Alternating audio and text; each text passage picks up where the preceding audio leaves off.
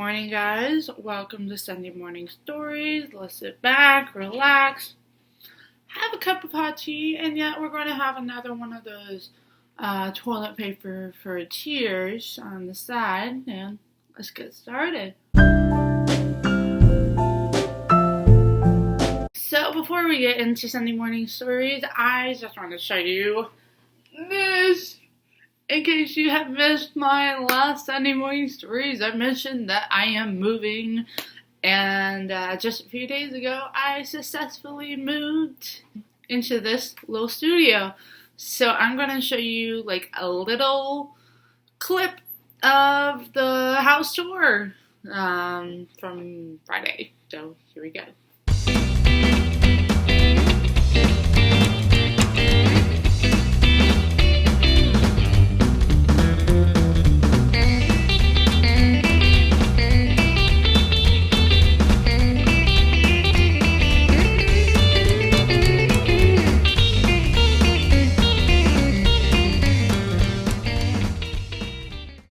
It's now it's a little more put together than the video actually showed, but got a lot of work done, and then today I'm just going to work on my desk because remote learning. Speaking of that, the reason why I'm not filming on this desk is because it's facing the kitchen. Case in point. So, alright, let's get started. So, this Sunday Morning Story, like I mentioned last week, is going to be about someone that I've lost personally. It's not a human, it's a cat. So, I lost my cat 5 years ago Wednesday. And, Wednesday's a little hard, but that day was harder. So this is a story about my best friend, Arie. Arie the kitty cat. Arie the pretty kitty, however you want to say it. So funny enough, when we got Arie, I was about 5. Yeah, I was 5. And because I remember when we lost her, she was 11 and a half. And at that time, I've never seen a little kitten in person. I mean, I've seen pictures of kittens, and they were cute.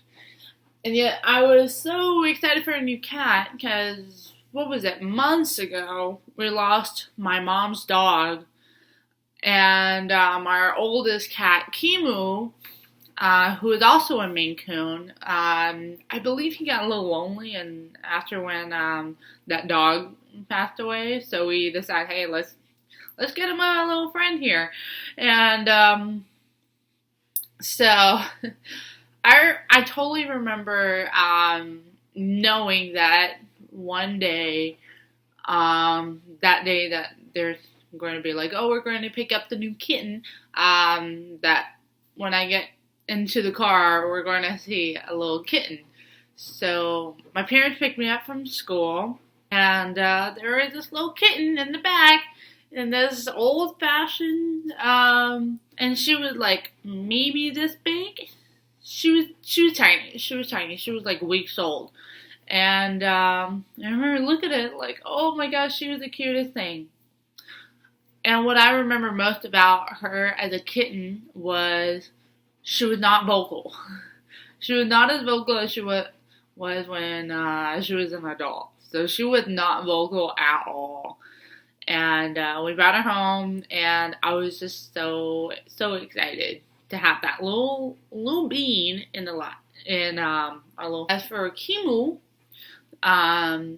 in case you're wondering where the name Kimu is his full name is Kimu Fasta. So these two, Arie and Kimu, were like, from what I remember, they didn't get along at first, just like any other cat pairing, and then they got really close. They were like buddy. I wonder if they actually developed like a mating, even though both of them were fixed, a mating relationship, because they get along too well. And I remember as a kid, I've always wanted Arie to be my best friend. But Arie was very hesitant about it. She was like, I really don't want to deal with a 5, 6, 7 year old kid. And I was like, oh, come on, Arie. So for like, what, 3 years, I've always wanted that. And when Kimu succumbed to lung cancer, we don't know. I don't think I ever knew what the cause of his lung cancer was. And it was like a piece of my earliest childhood that was gone. So that was kind of sad. And Dad lost his best friend, and that was extremely sad. So because Kimu passed away, Arie was super lonely, and at that time we had a German Shepherd, our first German Shepherd that ran Arie up the walls, and she gave her a little scar right there, and so with chemo gone and no support, Arie kind of, I don't know if it's just naturally, but I remember one night I had my door open. I don't know if my mom was like, "Hey, have your door open," but I think one night I started having my door open, and there was Arie, up on my bed, and just started snuggling with me, and she'd done that every single night until she passed, and that started a really, really amazing friendship, and that was amazing. There are a lot of really great memories with that pretty kitty. So so many. Like, let's get our top 5. So one was actually, she started meowing like really loud. I could replicate her meow. So one day I came home from school and I was just tired, of school. And I didn't even say hi to her. I just scooted past and I was making my snack. And then she looked up at me and she'd go, "Meow!" And I was like, "Oh, Arie!" Scared the bejeebs out of me. That was pretty funny. Another time was when so I have a Tempur-Pedic mattress. And then I thought, hey, I have Tempur-Pedic pillows. So I got these Tempur-Pedic pillows on the, you get the point. So this cat, she was so weird. Where my head was, her body was on the same mattress, on the same pillow. And I was like, Arie, get off my pillow. And then she started purring and making biscuits out of my hair. I was like, okay, Arie, this is where, get off my pillow. I could have cussed, but I wasn't a cusser back then. And she got the pillow like, okay, all right. I'll leave it to me. And she was weird. Like, she drinks water out of a water glass. She what is that? She licks Hidden Valley ranch dressing out of my salad. And back then when we were members of Swans, which is like a food company that does delivery, I used to eat those veg popsicles. So whenever I look at, she was like right there. I would look at it and then give it to her, and then she starts looking at it. I'm like, Arie, it's my turn. And she would be like, nope, my popsicle. No. She was so weird. She was the weirdest cat. And, but we all love her. I love her so much. And we really bonded. We were best friends till the end, basically. And you're possibly wondering, like, what really caused her to deteriorate or pass away. So, what was it, like a year or two before she passed away? I feel like it was months, but at the same time it felt like years. So one time, I think we were picking her up or something like that, she screamed. And we were like, what's wrong, baby? Like, every time we touched that side, she screamed. And we took her to the vet. I remember my parents telling me this. They took her to a vet. They found a tumor. They don't know what it was. And they shouldn't mess with it because she has arrhythmia or something like that, which is irregular heartbeat. And if we decided to take a risk on, doing that surgery, we would lose her right there on the operating table. So we decided to let her live. And she was already a happy girl and very lively, so it's not really like bothering her that much.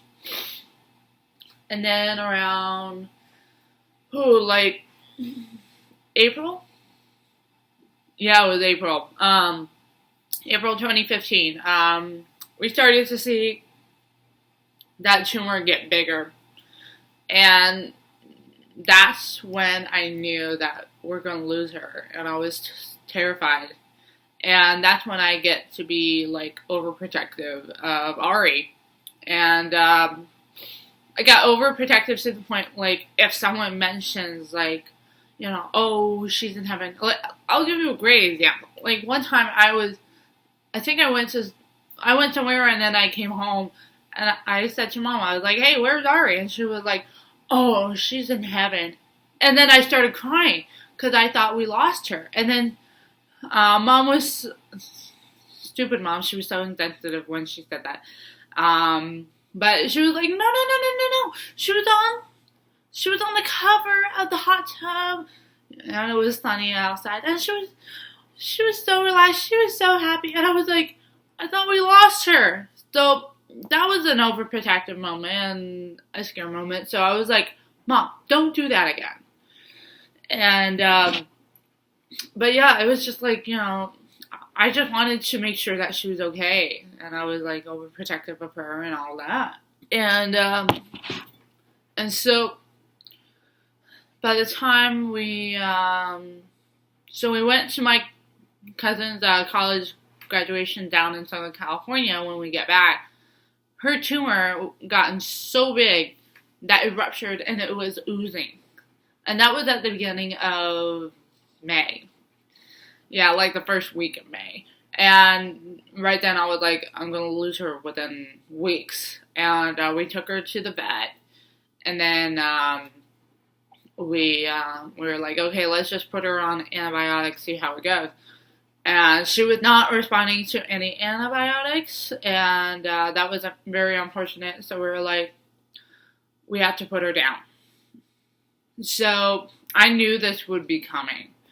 And as a 16-year-old, I knew it would happen. Not a whole lot of like adults around me knew because they only see me as a kid. I knew it was going to happen, and I knew that would be the case, and I'm going to lose her. And we did it on a Wednesday, and it was after school and some tutoring because I had academic struggles during that time. The people that were going to, put her down, they came and they were like, okay. I think Mom was like, hey, let's just groom her. And that was when, so Arie was, again, it was very sunny. It was nice out that day. And sunny as always in Bend.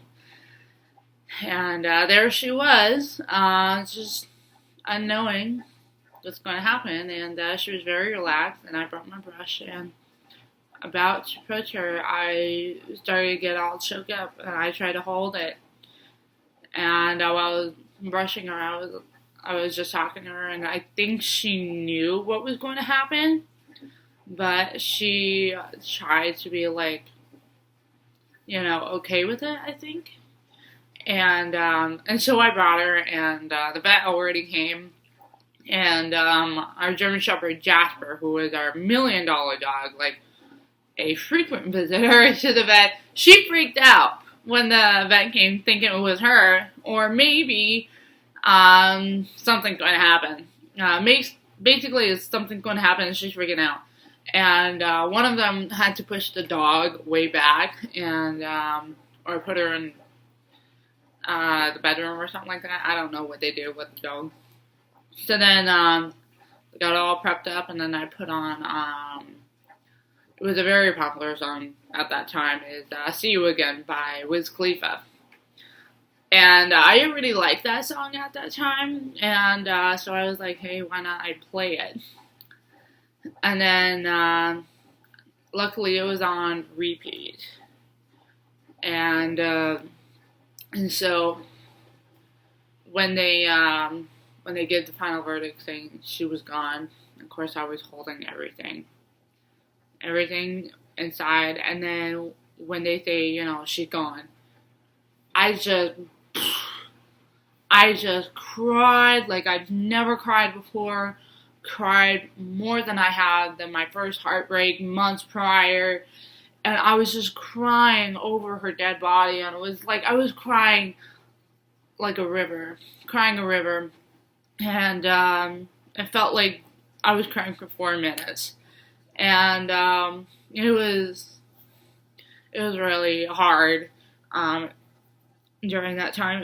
It was so heartbreaking to, like, this cat has been there almost my entire life, and then she's gone, and we bonded so well, and then she's gone, and unfortunately, and that day we actually went to the Humane Society to get her cremated, and after that, the rest of the evening, the rest of the night before I went to bed, and I had to go to school the next day,